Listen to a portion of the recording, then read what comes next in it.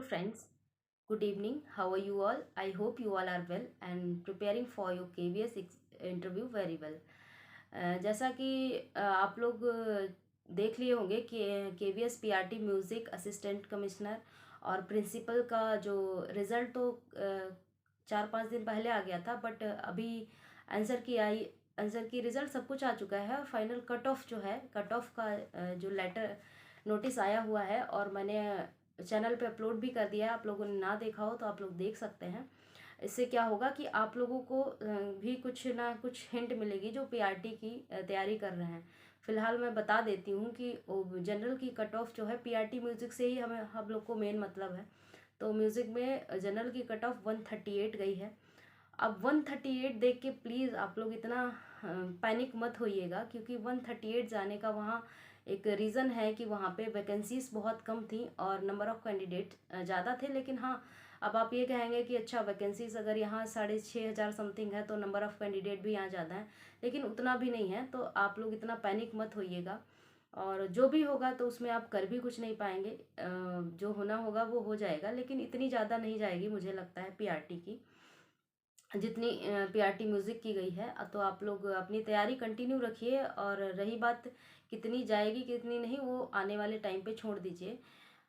और ओबीसी की 128 या 127 ऐसे गई है, मुझे एग्जैक्टली याद नहीं रहा अब।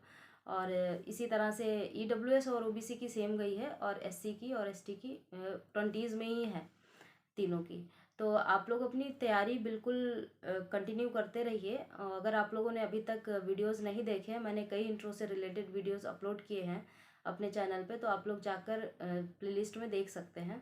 अब बात करते हैं कि जो है पीआरटी की क्या जा सकती है। तो पीआरटी की मुझे लगता है 125 के आसपास ही रहेगी, बहुत ज़्यादा नहीं जाएगी। और हो सकता है, मैं तो चाहूँगी कि बहुत कम जाए, ज़्यादा से ज़्यादा बच्चों का सिलेक्शन हो जाए, ज़्यादा से ज़्यादा बच्चों को इंटरव्यू देने का मौका मिले, ताकि कुछ लोगों का किसी वजह से, किसी प्रॉब्लम की वजह से अगर वहाँ स्कोर नहीं कर पाए उतना अच्छा, क्योंकि देखिए, पढ़ने में बहुत से फैक्टर इफ़ेक्ट करते हैं। ज़रूरी नहीं कि आप स्टडीज़ में अच्छे हैं तो आप एग्ज़ाम वाले दिन बहुत अच्छा कर पाएँ, क्योंकि कई चीज़ें फैमिली में हो जाती हैं या आसपास हो जाती हैं, एग्ज़ाम वाले दिन सेंटर पे ही हो जाती हैं, तो हम उतना अच्छा परफॉर्म नहीं कर पाते हैं। ये आप सभी ने फेस किया होगा कई बार।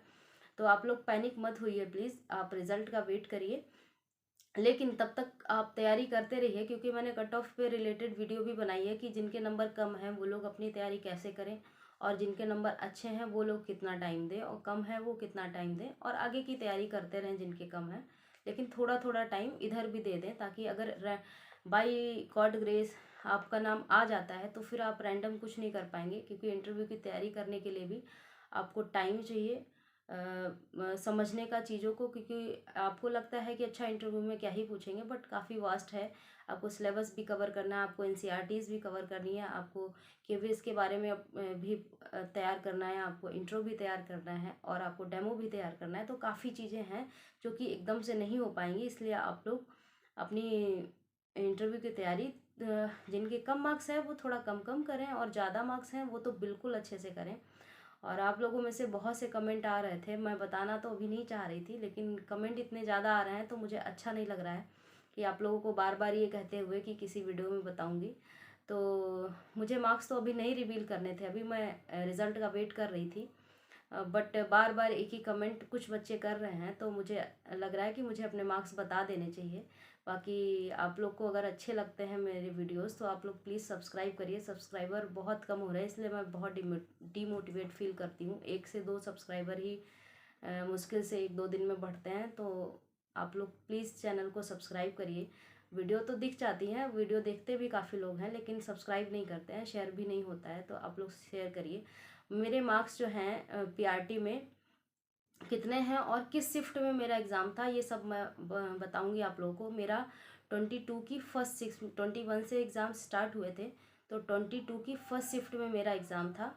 और 21 को पता चला था, शाम तक पता चला था कि जो है ये क्या एनसीईआरटी की बुक से, हिंदी की और इंग्लिश की, इंग्लिश नहीं हिंदी की बुक से, रिमझिम वाली से क्वेश्चंस आ रहे हैं। और उसके बाद शाम को पता चला था वही 3-4 बजे, लेकिन उसके बाद मेरी ट्यूशन्स होती हैं तो मैं ट्यूशन पढ़ाने चली गई, और कर भी क्या सकती थी, एक दिन में मैं क्या प्रिपेयर कर लेती। इसलिए मेरा हिंदी वाला सेक्शन तो पता भी था कि आ रहा है। और हिंदी में मेरे जब मैं प्रैक्टिस सेट देती थी तो हर सब्जेक्ट में मेरा बहुत अच्छा स्कोर रहता था। कभी कभी मेरा सीडीपी गड़बड़ हो जाता था, हालांकि मुझे उम्मीद नहीं होती थी कि सीडीपी में जो है 16-17 मार्क्स कट जाएंगे, बट फिर भी मेरा सीडीपी गलत चला जाता था और मेरे ठीक ही नंबर आते थे, बट मेरा टारगेट 160 प्लस का था। लेकिन मैं ज़्यादा प्रैक्टिस सेट नहीं दे पाई क्योंकि उससे पहले मेरा ग्रुप डी का रनिंग लगा हुआ था, तो मैं उधर रनिंग देने नागपुर लगी थी तो वहाँ चली गई थी। तो बहुत ज़्यादा 1 महीने में मैंने तैयारी की है अपनी केवीएस की, और 2 महीने लगभग मिले थे, उसमें से 1 महीने मैंने रेलवे ग्रुप डी को दे दिए जिसमें रनिंग लगी हुई थी। तो 1 महीने में मैंने फुल तैयारी की है और उसमें 7 से 8 ही मॉक दिए थे और उसमें मार्क्स ठीक थे, बट मेरा टारगेट 160 प्लस था, बट वो कभी पूरा नहीं हो पाया किसी भी मॉक में।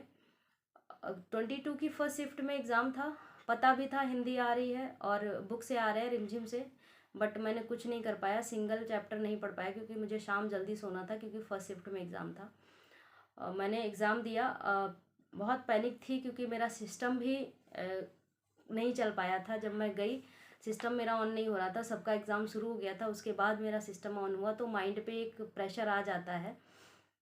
जब सिस्टम ऑन हो गया तो फिर मैंने अपना बेस्ट दिया, लेकिन वही बात है कि हिंदी इंग्लिश भी काफ़ी टफ लगी थी मुझे, और इंग्लिश से ही शुरुआत हुई थी क्वेश्चन पेपर की।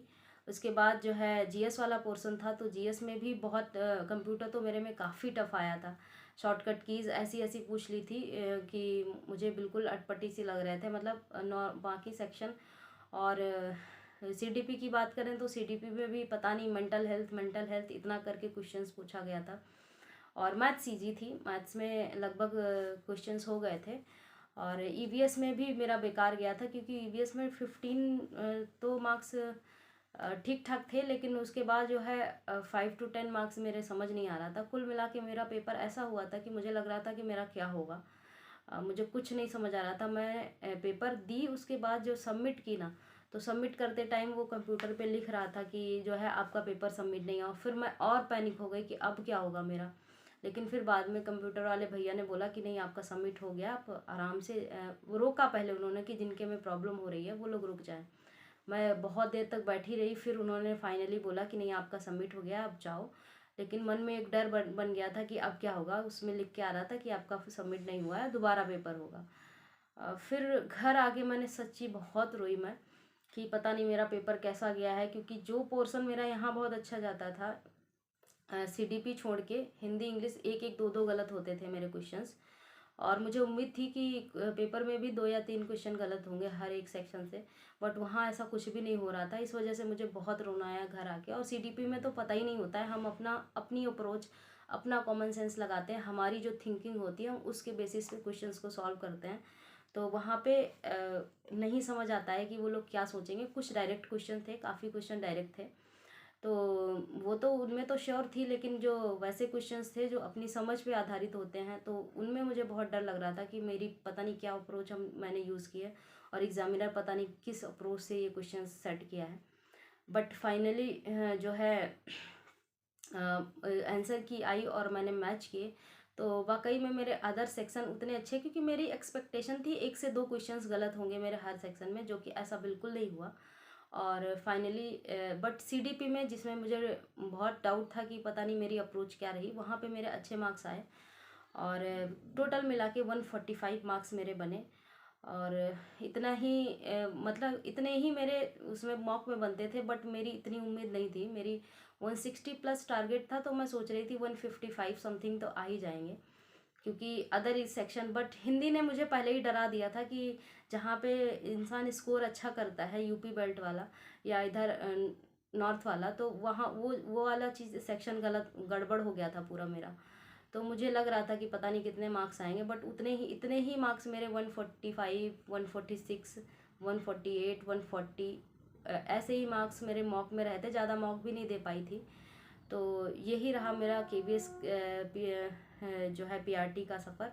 और इससे पहले भी मैंने कई एग्ज़ाम्स जो है दिए हैं, लगातार एग्ज़ाम्स देती रहती हूँ, तो आप लोग से भी ये उम्मीद है या फिर ये कहें कि ये आप लोगों को मेरी सलाह है कि आप लोग अगर किसी का नहीं होता है KVS PRT में तो आप लोग अपनी होप मत खोइएगा, लगातार एग्ज़ाम्स देते रहिएगा, कहीं ना कहीं सिलेक्शन हो ही जाएगा। जहाँ आपकी किस्मत और जहाँ पे आपको भगवान जी ने सोच के रखा होगा वहाँ आप सेट हो जाएंगे, तो इसलिए पैनिक होने की ज़रूरत नहीं है।